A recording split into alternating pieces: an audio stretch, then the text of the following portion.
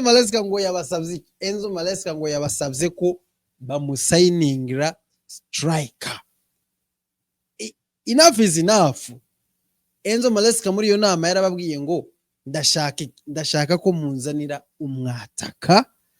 So ikindi kintu cyanyuma babwiye Enzo Maresca ngo West Ham game it's a must win.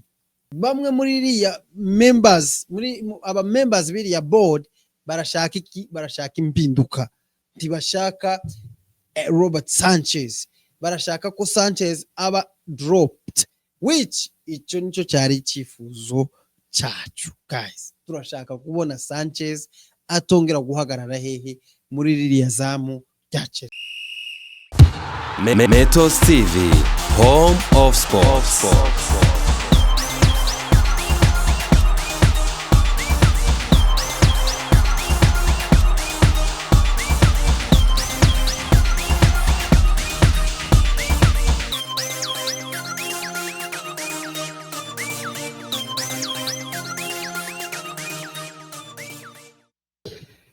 Alright, bakunzi ba Metos TV, bakunzi ba home of sport, reka twizere kuko mwebwe mwese aho muherereye mumeze fresh, twizere kuko mwebwe mwese mumeze neza, abahisemo gukurikira Metos TV ndetse mugakora na subscribe nkuko bisanzwe. Muri studio muri kumwe nanjye Metos. Baye ubwa mbere tubonye cyangwa se utarakora subscribe, kora subscribe kugira ngo ube umwe mu banyamuryango ba Metos TV. Munsi rero tukaba dufite amakuru menshi mu ikipe ya Chelsea, amakuru menshi cyane, ariko turi buze kugerageza kuyavuga mu gihe kitari kinini cyane kugira ngo tutaje kubatindira. Hari amakuru dufite ya Axel Disasi, amakuru dufite ya Joe Felix, amakuru dufite y'inama y'inkubagahu yateranye ku munsi w'ejo ya board ya Chelsea ndetse na Enzo Maresca. Ese ni ibiki baganiriyeho, n'ibiki byavuye muri ibyo biganiro ku munsi w'ejo? Harimo n'ayandi menshi, andi makuru menshi turubuze kubagezaho, ariko nizere kuko mwatangiye gukira igikomeri cy'umukino wa Manchester City. Umukino warakaje abantu benshi, ntibamererwa neza, ari benshi harimo nanjye, ariko kandi we have to accept, dutegerezwa kwemera tukamenya kuko mu mukino haba gutsinda, haba gutsindwa, haba kunganya. Ibyo ni ibintu byose bi happening. Nta gihe wosanga ikipe itsinda gusa, nta n'igihe wosanga ikipe itsindwa gusa, cyangwa ngo usange ikipe inganya gusa. So ibyo bihe ko ari bitatu rero muri football bitegerezwa kugira gute, bitegerezwa kuba bihari. Ari byo by'ibingibi rero tware turimo cyangwa se turimo, ariko nizera kuko kandi dushobora kuba twagize gute, dushobora kuba twabisize cyangwa se twabivuyemo. Amakuru rero muri Chelsea exclusive, Axel Disasi has agreed on personal terms with Aston Villa. Axel Disasi nuko yamaze kwemezanya terms yiwe n'ikipe ya Aston Villa. Disasi wants to join Villa despite interest from more clubs around Europe after direct talk with Unai Emery, crucial to get the green light.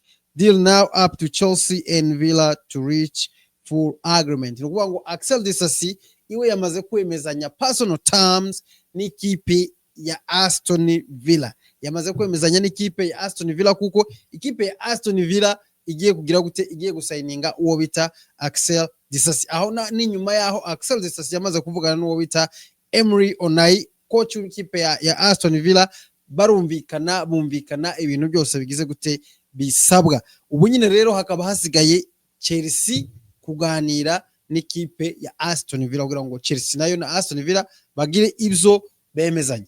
Kicumva ya makuru, I was very happy. Kicumva ari uko bimeze, I was very happy. Numvaga kuko Axel Disasi abonye ikipe imugura, numvaga kuko Axel Disasi agiye kudusohokeramo hariya.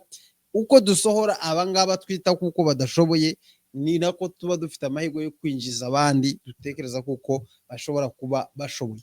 So amakuru akimeze gutya, numvaga kuko ibintu bigize gute, bigiye fresh, ariko umva ahantu byapfiriye. Discussion are underway between Aston Villa and Chelsea for a loan without an option to buy for Axel Disasi. Numvaga ko Axel Disasi agiye kugenda biri permanent. Numvaga ko Axel agiye permanent. Nubwo nabyo umuntu akikibaza how is business za Chelsea ko barazikora gute. Axel Disasi agize I think maybe umwaka n'igice cyangwa se imyaka ibiri nimbishize Axel Disasi aje muri Chelsea, ariko already urumva ko barashaka kugira gute, barashaka kumutanga. So nkibaza izi irigura nigurisha rya Chelsea bagura bashingiye kuki, bitaye kuki, ku buryo bagura abakinyi mu mezi 6 mu mwaka umwe tayari bakabagize gute, bakaba barabagurishije. What kind of business is this? Aya mafaranga babaha kuri Disasi barabungutse miki ugereranyije nayo Chelsea yagize gute yamuguze. So numvaga ko agiye kugenda permanent, numvaga ko agiye permanent, ariko hano bavuze kuko discussion Chelsea na Aston Villa bari ku discussing a loan move, alone kandi ngo idafite na option to buy. No kuvuga ngo arajayo narangiza ejo bundi ni season irangira Axel Disasi toujours azaba ari umukinyi wa Chelsea FC. Azagaruka hehe? Azagaruka muri Chelsea. Kibaza umwaka utaha bizaba bimeze gute, tuzaba dufite abakinyi bangana gute, kubera kuko dufite abakinyi benshi on loan guys, dufite abakinyi benshi on loans, dufite abakinyi bacu twaguze bari hanze, dufite n'aba bandi bose barimo. No kuvuga ngo Chelsea muri sama izaba ifite abakinyi barenga 50 hehe hariya kuri stade yacu. Sinzi uko rero ibyo bintu bazagira gute, bazabikemura, ariko mu bigaragara nuko uwo bita Axel Disasi agiye kugira gute, agiye kudusohokera mu ikipe ya Chelsea, even if nubwo bigiye kuba agahe gato on loan, ariko kandi at least ubwo nyine araba adukengurutseho gatoya, mugani w'abarundi ngo nuko dukenguruka. So ayandi makuru, breaking news, Aston Villa are keen on signing Joe Felix. They are in contact with Chelsea. Aston Villa biragaragara kuko yashoye imbaraga n'imizi mu ikipe ya Chelsea. Irashaka kutuvoma, irashaka kusahura, irashaka gutwara abakinyi bose ifite. Abakinyi bose Chelsea ifite. Aston Villa ngo irashaka kugura uwo bita Joe Felix. Kandi mbibutse kuko muri sama y'ubushize ubwo Chelsea yazanaga Joe Felix, Aston Villa yamushakiraga hasi no hejuru. Unai Emery n'ubundi yifuzaga Joe Felix, ashaka kumuzana, hinjiriramo deal ya Karaga n'uwo bita Joe Felix. Ikipe ya Atletico ikonditiona Chelsea kugira gute, before yuko batwara Karaga, nuko Chelsea nayo igomba kugira gute, igomba gukura umukinyi hehe iwabo, ku buryo bwo gufashanya kubalancing iki ibitabo. So idiri rero ya Joe Felix kuja muri Aston Villa ibirapfuye. Joe Felix yisanga hehe, yisanga ari umukinyi wa Chelsea, ariko Aston Villa yaramwifuzaga. Even Joe Felix himself nawe yifuzaga hehe, nawe yumvaga ashaka kuja mu ikipe ya Aston Villa. Uyu munsi rero ikipe ya Aston Villa iri gushakira uwo bita Joe Felix hasi no hejuru, barashaka gusigninga Joe Felix hasi no hejuru. Bigaragare kuko Chelsea iyi January bigaragare kuko Chelsea yifuza gusohora abakinyi gusa, yifuza kugira gusohora, kubera kuko abinjira sofa aho iyi window igeze, usibye Chalaba wenyine twagaruye na Karaga Petit kandi ka defense twakuye muri Argentine kataranagaragara mu kibuga n'umunsi numwe, nta wundi mukinyi Chelsea irinjiza usibye abo bayo yagaruye kuva on loan. Chelsea nta mukinyi mushasha iragura, kandi bigaragara neza kuko dukeneye iki, dukeneye abakinyi, hari amayelema dukeneyemo hariya mu kibuga tudafite, ayo turayakeneye. Ariko ubu nyine biragaragara kuko Chelsea gahunda ifite ari ukugira gute, ari ugusohora abakinyi, itari kwinjiza abandi, cyangwa se maybe irashaka kugira gute, kubanza gukubura, ibanze gusohora bifite, ibone kwinjiza abandi. Ariko kandi bizaba biri too late, dusigaje iminsi I think kwa 10 cyangwa se less than that kugira ngo the window is closed. So I don't know uburyo Chelsea izabikoramo kugira ngo ibashe kugira abo izana. So andi makuru nuko Christopher Nkunku, Man United is an option for Nkunku, but he is not open to a straight loan. He could be interested if it has an obligation. Let's see what happens. Bayern is still an option, but there's no green light from Tel. So Manchester United nayo ngo ni option mu makipe amwe ari gushaka Christopher Nkunku, ndetse n'amakipe Christopher Nkunku yifuza kugira gute, yifuza kujamo. Ariko ikibazo kihari niki, Christopher Nkunku ntashaka kugenda on loan. Christopher Nkunku arashaka kugenda, ariko arashaka kugenda biri permanent. Arashaka gusohoka Chelsea biri permanent, cyangwa at least habe harimo obligation to buy, habe harimo condition kiyi ngiyi dufitanye nabo na Sancho, kubera ko iriya ubundi iyo mufitanye iyo obligation to buy, amahirwe nka 80% uwo mukinya bayagiye, amahirwe 80% uwo mukinya bayagiye biri permanent. Gusa akona akantu baza bashiraho gusa kugira ngo noneho bategereze season irangira, nibigenda uko bavuze umukinya azahita agenda biri permanent. So ubu nyine Christopher Nkunku rero bivugwa kuko ikipe ya Manchester amwifuza, ndetse nawe arashaka kuja mu ikipe ya Manchester United, ndetse mu cyumweru cyashize bavuga kuko bashaka gukora swipe na Inacho, ariko ubu nyine biravugwa kuko arashaka kujyayo. None ikindi kandi ariko arashaka kugenda ari permanent, cyangwa se arashaka kugenda harimo ako obligation to buy. Kindi kandi Bayern Munich nayo iracari yindi option y'ikipe ziri gushaka uwo bita Christopher Nkunku, ariko Bayern yavuze kuko igomba kubanza gusohora uwo bita Matheus Tel kugira ngo yinjize inde Christopher Nkunku. So nta green light rero, nta sign nimwe yerekana kuko Matheus Tel azasohoka. Aho niho hakiri aga confusion, ariko bigaragara kuko Christopher Nkunku azosohoka muri Chelsea this muri no window. Usibye ko ndi kubona ibintu byose bya Chelsea biri slow, ubu nyine baravuga cyane kuruta gukora. Ubundi sinari imenyereye Chelsea ivuga kuruta ibyikora.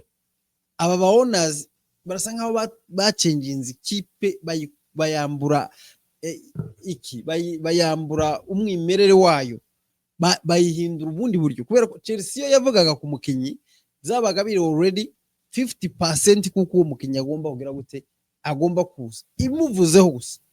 Twabaga tutangiye kwizera already ko bagira gute bamuzana, ariko Chelsea iravuga cyane muri no window season ya January.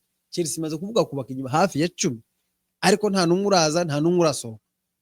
So iyi Chelsea ivuga kuruta uko ikora. Ariko ikibazo kuri Christopher Nkunku na Joe Felix narimbuze. Christopher Nkunku nubwo tumukinisha nimero 9 cyangwa sa striker, ariko tuzi ko nimero yiwe ari nimero 10, uriya mwanya ko Palmer akinaho. Joe Felix nawe tumuzi ko umwanya wiwe ari uriya mwanya ko Palmer akinaho. Noneho bombi bakaba Chelsea ishaka kubasohorera icyarimwe. Kibaza uriya mwanya wa ko Palmer turawusigana na Honde aza nk'umusimbura ko Palmer. Chelsea irashaka gusohora ba nimero 10 dufite babiri, isigara numwe, dusigarane nimero 10 umwe tuzave from now kuzageza mu kwezi kwa gatanu sezo irangiye. I don't know. I don't think ko ngiye kugeza kuri ubu nyine sinumva impamvu Joe Felix asohoka. Kandi nifuza ko niharamuka hasohotse Joe Felix, Christopher Nkunku asigare hari. Niharamuka hasohotse Christopher Nkunku, Joe Felix asigare, kubera ko nta handi hantu ku isoko tuzoja wadukura umukinyi w'umuhanga right now ukiniriya nimero ka Joe Felix. Tawe tuzobona right now. So aho ngo dusigarane ko Palmer rero nibi bibazo dufite, abaonazi badashaka kurekura amafaranga. Jewe numva twosohora umwe muri aba batipe bombi nimba ari ngombwa ko basohoka, either Nkunku cyangwa se Joe Felix, one of them, ariko uwundi umwe agasigara hariya as a cover wo kuza coveringa mu gihe tudafite uyu musore wacu ko Palmer. So ayandi makuru nuko uwo bita Renato Vega uwo ngo yamaze kugenda already, ni umukinyi wa Juventus as we speak. Uyu munsi yasinye contract yiwe n'ikipe ya Juventus on loan, idafite obligation to buy. Mu kwa gatandatu Renato Vega tuzamubona hehe mu ikipe ya Chelsea yagarutse. So ariko muri izo talks, muri ibyo biganiro bavuze ngo during direct talks between Juve and Chelsea for Renato Vega, Kani Chukwuemeka's name has also been discussed. He is still one to watch for the final days of the window, with several clubs keen on signing Kani. So muri ibi biganiro za Renato Vega asinya amasezerano yo kuba on loan mu ikipe ya Juventus, bongeye kugaruka ku izina ryande rya Chukwuemeka. Juventus irashaka gusayininga Kani Chukwuemeka. So n'izindi kipe zinshi ziramushakisha, ariko Juventus uyu nguyu irashaka kumusayininga biri a permanent deal. So Kani Chukwuemeka rero nawe mu minsi mike itari myinshi dushobora kwisanga uyu nguyu nawe yagize gute, yasohotse mu ikipe ya Chelsea. Uwo ngo nuwo bita Fabrizio Romano. Inama ya Enzo Maresca na Chelsea board y'ikipe ya Chelsea uyu yateranye ku munsi w'ejo, ubwo ni nyuma yaho ikipe ya Manchester City yagize gute, yatsindiye Chelsea.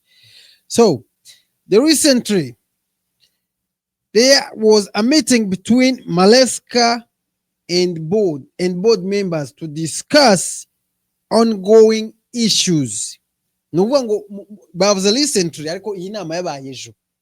Enzo Maresca na board ya Chelsea barahura, baradiscussinga about ongoing issues, baganira ku bibazo bihaye bigira gute biri muri Chelsea. Ibibazo biri muri Chelsea hejuru y'iki ya result, ajya result ni umusaruro uri kuva mu mikinire y'ikipe ya Chelsea. Mubyo badiscussinze about Sanchez issue discussed, some want change. Nukuvuga ngo ikibazo cha Sanchez bakiganiriyeho. They discussed about Robert Sanchez, and some of the members, bamwe muri members biriya board barashaka impinduka, ntibashaka Robert Sanchez, barashaka ko Sanchez aba dropped, which icyo nicyo cyari icyifuzo cyacu. Guys, turashaka kubona Sanchez atongera guhagarara hehe muri ririya zamu rya Chelsea. Enough is enough. Robert Sanchez, enough is enough. Bamwe mu ba members barashaka kuko uyu musore Robert Sanchez aba dropped, akagira gute, akava mu izamu rya Chelsea. Philip Jorgensen akabasha kugira gute, guhabwa umwanya. Icyo ni kimwe badiscussinzeho. Icya kabiri, Maresca has explicitly said to sign a striker, at least on loan, even if he's above 25. Enzo Maresca ngo yabasabye ko bamusayiningira striker. Enough is enough. Enzo Maresca muri iyo nama yarababwiye ngo ndashaka ko munzanira umwataka, habe nubwo bishobora kuba ari on loan, habe nubwo bishobora kuba ari ku ntizanyo, ariko ndashaka ko munzanira iki, umwataka. Ikindi kandi nubwo yabarengeje imyaka 25, ndashaka ko munzanira iki, striker. Ibyo twese nibyo dushaka. Enzo Maresca atangiye kugenda adukorera kutuntu, ariko kandi mbibutse ko Enzo Maresca hano biravuga ngo Enzo Maresca had a meeting yesterday with the board where they discussed the window and recent results. He's mentioned striker again, at least the third time now internally and thinks he lack a profile in the number 6 position. Muri ibi biganiro nibyo nari mvuze Enzo Maresca yagize gute Enzo baganira hejuru y'ibibazo bihari n'umusaruro turi gutanga right now. Enzo Maresca ngo yababwiye kuko ashaka umustrike. Aha niho ndi mu kugarukira Enzo Maresca havuga ngo at least twitonde tureke gupushinga Enzo Maresca kubera hari ibyo tutaba tuzi biri kugoing on behind the scene, behind the camera. Hano muri iyo nama Enzo Maresca ngo yababwiye ko akeneye umwataka. Ibyo ngo abivuze ku nshuro ya kangahe ya gatatu. Enzo Maresca asaba striker, the board aba director bakamwimiki bakamwima striker. Bivuga ngo ibyo akinisha Jackson every day, Jackson akaguma misinga ibitego nuko nawe nta yindi option agize gute, nta yindi option afite. Uwo ni Enzo Maresca. Kubera iki bavuze kuko asabye striker kuva before, nukuvuga ngo mu kiganiro nakoze sinibuka ariko kigize nk'igihe gito, Enzo Maresca aza muri Chelsea bari bafitanye amasezerano kuko bazomugurira iki umustrike utari Jackson. Enzo Maresca yinjiye muri Chelsea tibabikora sezo imikino igezemo hagati. Enzo Maresca arongera arababwira ngo I need a striker, mungurire umustrike. Chelsea ntiyagira icyo ibivugaho. Uyu munsi kandi yongeye kubivuga ku nshuro ya kangahe, ku nshuro ya gatatu, arashaka striker. Kubera iki abona kuko Jackson yes arakina araperforminga, afite ibintu byinshi akora mu kibuga, ariko akazi kiwe as a striker, akazi kiwe wenyine ko gutsinda ibitego, ako kazi niko Jackson agira gute adakora. Ni nayo mpamvu kuri ubu nyine dukeneye iki strike. Niyo mpamvu Enzo Maresca ari kuririra umustrike. So Enzo Maresca rero muze mureka rimwe na rimwe tube nk'abamwunamuraho iyo pressure, tumwumve tumutegere. Niba sabishije board aba owners inshuro zitatu babwira ngo I need a striker, ariko ntibagire icyo bamumarira, ntibagire uwo bamuha, kugeza n'ubu nyine dore idirisha rirakinguye rigiye kongera gukingwa. Chelsea nta kintu irabivugaho kandi yagize gute, kandi yabumbishije kuko mukeneye. So sometimes muze mureka tumwunamureho iyi pressure, ariko tuyishire hehe, tuyishire kuri board cyangwa se bari aba director bacu. Enzo Maresca rero yasabize kuko ahabwa umustriker, yabisabye. Kindi kandi bamwe muri board bifuje kuko nawe adropinga uwo bita Robert Sanchez. So nugutegeza rero tukareba mu mukino wacu wo kuwa mbere ubwo tuzakina n'ikipe ya West Ham, tukareba nimba Enzo Maresca azatudropingira uwo bita Robert Sanchez, ndetse tukaba twabashije kumenya niba hari n'abandi bantu bagize gute ba signings. So ayandi makuru y'iyo nama badiscussinze about uwo bajya bita Garnacho wa Manchester United, ariko aba board cyangwa se team bavuze ngo Garnacho fee with United it's a big issue. Ubwo ngo ibiciro bya Garnacho nicyo kibazo gikomeye muri Chelsea. No green light from owners yet, they are not yet confused. Ubwo ngo Garnacho ibiciro by'uko Manchester mugurisha biri hejuru cyane. So nta green light, nta light nimwe ihari iva kuba owners bacu zerekana kuko bagize gute bamukeneye cyangwa se bamushaka. Bivuga kuko kugeza n'ubu nyine ntago baraba confused, ntago barabyumva, ntago barumva the reason why dushaka Garnacho. Bivuga ngo Enzo Maresca is the one, Enzo Maresca ni ushaka Garnacho. Aba owners n'aba directors ntibabyumva, ntibarabishaka. Nane mpamvu ntekereza ko ariyo mpamvu ino deal itara happeninga right now. So ikindi kintu cyanyuma babwiye Enzo Maresca ngo West Ham game it's a must win. Iyi ngo ni owners have directed suggested, ni aba owners ba suggestinze ko babwiye Enzo Maresca ngo a game ya West Ham it's a must win game. Batangiye kubibona ubu turi ku mwanya wa gatandatu, batangiye kubibona kuko even top 4 ari hard kuba twoyirangizamo. ubu nyine batangiye kugira gute, batangiye gusa n'abakangutse. Tuzotangira kubona impinduka mu mukino wa West Ham. Ibintu by'imikino biragira gute, biravamo iyo batangiye guheza umukoci imikino bakamubwira ngo tuguhaye 1 game, tuguhaye 2 games, already abafite pressure yuko agiye kugira gute ashobora kuruzinga akazi, ubwo agakanguka agatangira kugira gute, agatangira acting. So bamubwiye ngo game ya West Ham it's a must win. So gusa sinzi what's going to happen nituramuka turuzinzira game, I don't know. Bazirukana Enzo Maresca? I don't think so. Sintekereza ko bazirukana Enzo Maresca. So sinzi n'impamvu rero yatumye bayigira a must win game. Sinzi niba ari ukubera kuko West Ham iri gutozwa na Grant Potter wace birukanye bamukuye muri Chelsea ko adashoboye. Maybe bakavuga ati Grant Potter adutsinze kandi twaramwirukanye byaba ari agasuzuguro, bakabwira Enzo Maresca ngo it's a must win game. I don't know. Ariko bamuhaye 1 game, bamubwiye ngo iyi game ya West Ham you have to win this game. Ariko ibizo happening nyuma yabyo I have no clue. I don't know. Niba bazomwirukana, niba bazomureka, niba bazobisobanura gute, I don't know. Niba bazoyutakaza, niba bazowutsinda, I have no idea. Ariko you guys turatangira kubona changes, at least turatangira kubona changes gake. So Chelsea rero mu nama bavuze kuko Enzo yabasabye umwataka, I don't know nimba bagiye kugira gute kutugurira umwataka. Maybe ariko mu minsi iri imbere turagira gute turabibona. Ikindi kandi umunyezamu bamwe bifuza kuko bamudropinga, sinzi uko mwebwe mu bitekereza. Mwumva ko Sanchez agomba kuba dropped, mwumva ko batuguriye umwataka bishobora kuba ari byiza, nkunku na Felix kugendera rimwe murabyumva gute? So you guys ibitekerezo byanyu biba bikenewe he muri commentaire. Thank you so much for watching, thank you so much for supporting Metos TV.